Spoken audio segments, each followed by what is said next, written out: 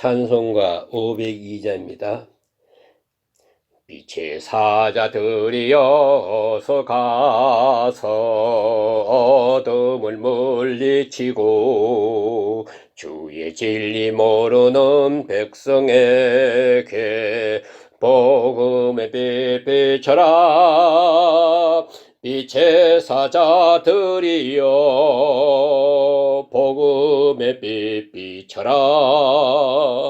제로든 밤 밝게 비춰라. 빛의 사자들이여 선한 역사 위하여 힘을 내라. 주 함께 하시겠네.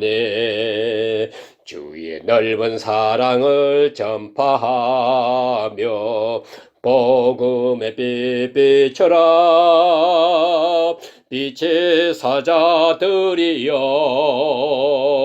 복음의 빛 비춰라. 제로든 밤 밝게 비춰라. 빛의 사자들이여 주님 부탁하신 말씀 순종하여 이 진리 전파하라. 산과 바다 건너가 힘을 다해 복음의 빛 비춰라. 빛의 사자들이여 복음의 빛 비춰라. 제로든 밤 밝게 비춰라. 빛의 사자들이여 동서남북 어디나 땅끝까지 주님만 의지하고 어두워서 못 보는 백성에게 복음의 빛 비춰라. 빛의 사자들이여 복음의 빛 비춰라. 제로든 밤 밝게 비춰라. 빛의 사자들이여. 기도드리겠습니다. 은혜로우신 아버지 하나님, 오늘 이 아침에도 저희들을 깊은 잠에서 일어나게 하시고 세상을 향하여 나가기 전에 주님 앞에 나올 수 있도록 우리의 마음을 인도하시며 주 앞에 나올 수 있게 필요한 모든 믿음과 성령의 감화와 그리고 건강을 주신 하나님, 이 은혜와 축복을 진심으로 감사옵나이다. 아버지 하나님, 부족하지만 주를 섬기며 살게 하시고 또한 모든 방면에 약하고 미련하지만은 첫 시간을 하나님 앞에 드리며 기도하며 살게 해주신 것을 진심으로 감사드립니다. 아버지 하나님, 저희들을 이같이 인도하셨고 여기까지 인도하셨습니다. 우리의 남은 여정도 인도하여 주시옵소서. 하나님께 영광되고 주님 기뻐하는 생을 살게 하시고 하나님께만 기쁨을 얻고 주님의 거룩한 영광을 드러내는 그것만을 우리의 행복으로 알고 그렇게 살아갈 수 있게 되기를 기도하옵나이다. 자비하신 주여, 우리는 아무것도 모르고 살아가고 있습니다. 앞으로도 계속 그렇습니다만 아시는 주께서 인도하시고 주의 거룩하신 경륜과 섭리 속에서 우리의 길을 인도하시고 우리의 생활을 인도하시고 특별히 우리의 마음을 인도하여 주시옵소서. 주의 길을 기뻐하며 내게 주신 현실을 만족하게 여기며 내게 주어진 모든 일들이 하나님의 사랑에서 오는 것을 깨닫고 감사하며 살아갈 수 있는 아름다운 믿음의 사람들 되어지기를 기도합니다. 하나님 아버지, 온 세상 사람이 다 나를 버려도 나는 주님 앞에 사랑받고 있음을 잊지 않게 하시고 온 세상 사람이 다 나를 쓸모없다 하더라도 하나님께는 꼭 쓸모있는 자로 쓰여지고 있음을 생각하며 소중한 가치를 다시 한번 확인하면서 살아가는 은혜의 사람들 되게 해주시기를 기도합니다. 아버지 하나님, 오늘도 무슨 일을 하든 누구를 만나든 그 속에서 주의 음성을 듣게 하시고 주의 은혜를 발견하게 하시고 주의 사랑을 확인하며 사는 하루 해가 되어지기를 기도합니다. 아무리 바쁠 때라도 주의 음성을 먼저 들으며 살게 하시고 어떤 복잡한 가운데서도 하나님의 거룩하신 뜻을 먼저 찾아갈 수 있게 되기를 간절히 기도합니다. 오늘 또 하나님 말씀이 바르게 전해지게 하시고 듣는 이로 하여금 구원의 역사와 생명의 역사가 있게 하여 주시옵소서. 오늘 하루의 모든 삶을 주님께 의탁하고 예수님의 이름으로 간절히 감사하며 기도합나이다. 아멘. 오늘 주신 말씀은 잠언 14장 22절에서 마지막 35절까지 제가 봉독해 드립니다. 잠언 14장 22절부터입니다. 악을 도모하는 자는 잘못 가는 것이 아니냐. 선을 도모하는 자에게는 인자와 진리가 있으리라. 모든 수고에는 이익이 있어도 입술의 말은 궁핍을 이룰 뿐이니라. 지혜로운 자의 재물은 그의 면류관이요 미련한 자의 소유는 다만 미련한 것이니라. 진실한 증인은 사람의 생명을 구원하여도 거짓말을 뱉는 사람은 속이느니라. 여호와를 경외하는 자에게 견고한 의뢰가 있나니 그 자녀들에게 피난처가 있으리라. 여호와를 경외하는 것은 생명의 셈이니 사망의 그물에서 벗어나게 하느니라. 백성이 많은 것은 왕의 영광이요 백성이 적은 것은 주권자의 패망이니라. 노하기를 더디하는 자는 크게 명철하여도 마음이 조급한 자는 어리석음을 나타내느니라. 평온한 마음은 육신의 생명이나 시기는 뼈를 썩게 하느니라. 가난한 사람을 학대하는 자는 그를 지으신 이를 멸시하는 자요 궁핍한 사람을 불쌍히 여기는 자는 주를 공경하는 자니라. 악인은 그의 환난에 엎드러져도 의인은 그의 죽음에도 소망이 있느니라. 지혜는 명철한 자의 마음에 머물거니와 미련한 자의 속에 있는 것은 나타나느니라. 공의는 나라를 영화롭게 하고 죄는 백성을 욕되게 하느니라. 슬기롭게 행하는 신하는 왕에게 은총을 입고 욕을 끼치는 신하는 그의 진노를 당하느니라. 아멘.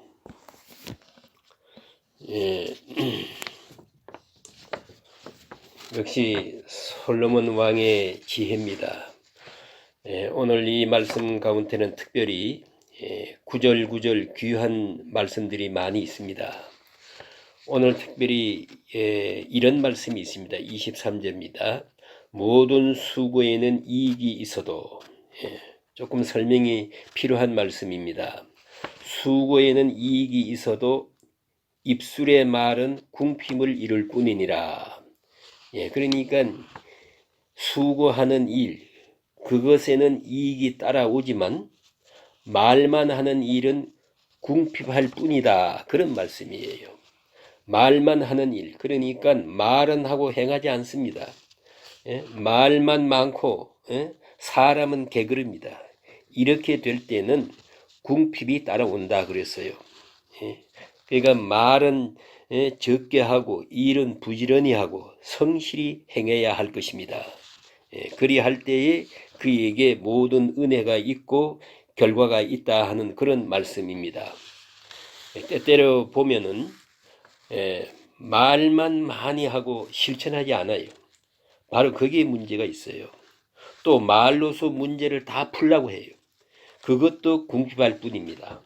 묵묵히 행하고 하나하나 생활에 옮겨 나갈 때 그 결실이 있다 하는 말씀입니다. 또 하나는 지혜로운 자의 재물은 그의 면류관이요 미련한 자의 소유는 다만 미련할 것이니라. 지혜로운 자의 재물은 지혜로운 자에게 재물이 있고 재물은 악한 자에게도 있을 수 있어요. 또 어리석은 자에게도 잠시 있을 수 있습니다. 그런데 이 말의 깊은 의미는 뭐냐 하면은 지혜로운 자의 재물은 면류관이다. 그러니까 있을수록 좋아요. 지혜로운 자는 다다익선이요. 많으면 선한 일 많이 하고 재산이 많으면 더 좋은 일을 하고 면류관처럼 아주 영화로울 수가 있습니다. 그러나 어리석은 자는 재물을 가지게 되면 그렇다고 해서 지혜로워지느냐? 그렇지 않아요. 여전히 어리석단 말입니다. 가끔 우리는 재물이 있을 때 혹은 재물을 얻어서 지혜로운 자가 되려고도 하고 또 재물이 있다고 해서 지혜로운 자로 착각할 때가 있습니다. 그래서 재물이 있는 사람이 교만한 거예요. 그 재물과 그의 지혜와 아주 상관없는 것입니다. 제가 어느 책에서 그런 걸 보았어요. 뭐 사장님, 회장님 이런 기업체에서는 위에 어른이 있지 않습니까? 그분이 혹 부하 직원 잘못했다고 해서 책망할 때 그 사건 하나만 말하는 것이라는 것입니다. 오늘 너는 요거 잘못했다. 요렇게 하든가 하나만 얘기할 것이지 뭐 인생 자체와 그 인격을 나무라지 말라고 그랬어요. 그 일리가 있는 얘기 같습니다. 우리가 뭘 실수할 때 사람이 왜 그 모양이냐? 왜 사람이 그 모양이야? 이렇게 얘기하면은 돌아서서 그런답니다. 돈이 없어서 나는 지금 여기 있지만은 사람이야 내가 낫지. 그 비교가 됩니다. 사람 얘기 하지 말라는 거예요. 그러니까 충고가 안 들어가는 거예요. 요거 하나만 얘기해야 되는데 그 사람됨을 가지고 꾸중을 한다든가 하면은 돌아서서 비웃는다는 것입니다. 그 비웃는 것 누가 말리겠어요? 이게 바로 문제입니다. 그런 거로 지혜로운 자의 재물은 면류관이다. 지혜가 있고 재물이 있으면 이거야말로 금상첨화요. 있을수록 좋고 더 좋고 더 좋고 좋지만 그러나 미련한 자의 소유는 다만 그 미련한 것이니라 그랬어요. 재물이 있다고 지혜로워지지 않아요. 미련은 여전히 미련해요. 미련해서 구제할 수 없습니다. 오늘 또 그 신문에 좀 시끄러운 얘기가 다 그렇지 않습니까?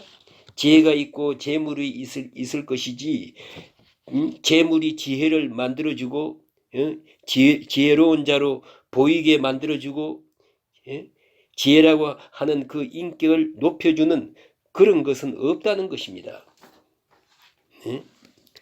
그 다음 얘기 보니까 여호와를 경외하는 그 자녀에게 피난처를 물려주는 거예요. 튼튼한 신앙을 유산으로 줍니다. 어디 가서든지 하나님을 섬기고 어디서든지 기도하는 마음으로 살 수 있기에 바로 그것이 피난처가 된다는 거예요. 그 다음 얘기 주신 말씀 가운데 이런 말씀이 있습니다. 비슷한 말씀은 넘어가겠습니다. 오늘 30절 있는 말씀이에요. 보세요. 마음의 화평은 육신의 생명이나 시기는 뼈를 썩게 하느니라. 아주 귀한 말씀입니다. 뼈가 썩는다 하는 말을 우리는 이렇게 보통으로 읽지만은 과학하는 사람들 또 의학을 하는 사람들은 이걸 특별한 뜻으로 읽습니다. 뼈가 썩는다. 이건 원문대로는요 척추가 썩는다는 말입니다. 그래서 척추가 썩어버립니다. 생각하면은 이 척추가 모든 것의 근본이거든요. 척추가 피를 생산한답니다. 그러니까 뼈가 썩으면 다 끝난 거예요. 또 여러분 팔다리가 뭐 아프다 심장이 어떻다 알고 보면 전부 척추에 관계되는 거예요. 이 척추는 바로 신경의 근본입니다. 모든 신경이 척추를 타고 내려가거든요. 그러니까 발 하나가 어디 아파도 척추의 문제예요. 심지어는 머리가 아파도 척추의 문제이거든요. 이만큼 척추는 아주 중요한 것입니다. 그런데 화평하지 못한 사람, 시기 질투하는 사람, 이게 문제입니다. 우리 마음속에 뭐니 하지만은 자세히 생각해 보세요. 전부가 시기 질투로부터 온 거예요. 우리 젊은 사람 말대로 말하면 질투는 꺼버려야 돼요. 그래야 편안할 테니까. 왜 남의 일을 가지고 생각하고 왜 이렇게 생각이 복잡해요? 그거 다 질투입니다. 깊이 회개해 보세요. 질투를 빼버리고 나면요 아무 문제 될 것도 없습니다. 이 시기 질투 때문에 문제입니다. 예, 내가 못 살아서 그런 게 아니에요. 다른 사람 잘 사는 거 보니까 배가 아파서 그래요. 이게 문제라고요. 전부 시기 질투에서 온다는 것을 잊지 말아야 됩니다. 그래서 오늘 여기 성경 말씀은 시기는 뼈의 썩음 같음이라 그랬어요. 뼈가 썩어요. 썩게 만들어요. 예? 척추가 썩어버립니다. 그런 거로 모든 시기가 다 다 무너지게 만드는 거예요. 또 반대로 마음의 화평은 육신의 생명이라. 예? 마음의 화평이 다른 사람으로부터 주어질 수 있지만은 내가 만들 수도 있는 거예요. 예? 다른 사람이 잘해서 내 마음에 화평을 주겠지요. 그러나 이보다 더 중요한 것은 내가 화평을 이루는 것입니다. 내 마음에 화평이 있어요. 내가 누굴 미워하지 않아요. 시기하지 않아요. 하나님 앞에 내 자신을 위해서 정직하게 살아요. 예? 또 내 마음속에서는 아무도 미워하는 게 없어요. 화평을 이룹니다. 또 내가 할 화평에 대한 도리를 다합니다. 그러면 그 마음, 그 육신의 생명이 되겠다 했어요. 예? 육신의 생명이 되겠다. 얼마나 중요한 말씀입니까? 대개 보세요. 병들고 어려움을 당한 분들이 내과 의사들이 기록대로 보면요. 그래요. 꼭 3년 전에 어떤 어려움이 있었어요. 마음속에 고통이 있었어요. 잠을 자지 못하고 괴로워할 때가 있었어요. 이게 엉어리가 지는 거예요. 예? 가만히 보면 다 정신이요. 마음의 문제입니다. 예? 정신의 문제예요. 이것들이 뭉쳐서 결국은 뼈가 썩고 병으로 끝나는 것입니다. 그 병도 75%가 자기가 만든 거예요. 예? 뭘로 만듭니까? 마음으로. 마음의 병이 먼저예요. 그리고 육신의 병으로 발병하는 겁니다. 예? 그런 거로 생각해야 합니다. 마음의 화평은 육신의 생명이다. 예? 하나님과 화평하고 자기 자신과 화평하고 그리고 이웃과 더불어 화평하고 예? 설사 남이 나를 미워해도 나는 남을 미워하지 않아요. 아무리 어떤 사람이 나를 괴롭힌다 하더라도 나는 괴로워하지 않아요. 그것이 화평입니다. 예? 예. 그 어떤 목사님이 그럽니다. 어른들로부터 받은 교훈이라 그러면서 이런 말을 합니다. 문제를 문제시하지 아니하면 문제가 안 된다. 예? 아무리 문제 같지만 예, 예, 내가 문제시하지 않으면 문제가 아닙니다. 예? 사람의 눈치 보고 사는 것처럼 피곤한 게 없어요. 이 말 저 말 들어서 대답하고 그럴 것도 없어요. 어떤 경우에도요. 여러분이 세상을 살면서 보면 나쁜 말이 꼭 20%가 듣고 사는 거예요. 80%가 좋은 말이에요. 그러니까 좋은 말만 생각하세요. 그런데 요 좋지 않는 말, 요 몇 마디 듣는 거, 그것만 자꾸 생각하는 거예요. 그러니까 마음의 화평을 이룰 수가 없어요. 또 모든 것을 자꾸 부정적으로 봐요. 그러면 화평을 이룰 수 없어요. 이 세상에 그렇게 나쁜 사람 많지 않습니다. 좋은 사람이 훨씬 더 많아요. 그걸 잊지 말아야 합니다.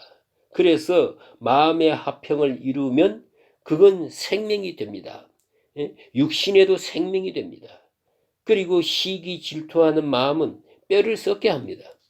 또 여기 어제 가난한 이웃을 없이 여기는 자는 죄를 범한 자요 그랬는데 오늘 본문에 다시 말씀하십니다. 여기 보니까 가난한 사람을 학대하는 자는 그를 지으신 이를 멸시하는 자요. 궁핍한 사람을 불쌍히 여기는 것은 주를 존경하는 것이라. 이 얼마나 귀한 말씀입니까?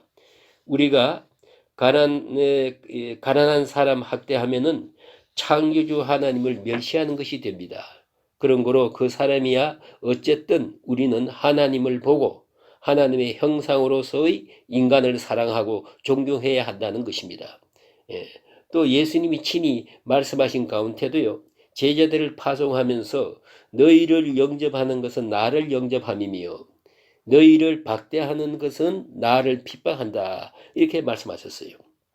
그런 거로 우리는 모든 문제에서 하나님을 생각하고 이웃을 생각하고 하나님을 생각하고 저 사람을 대할 것이요.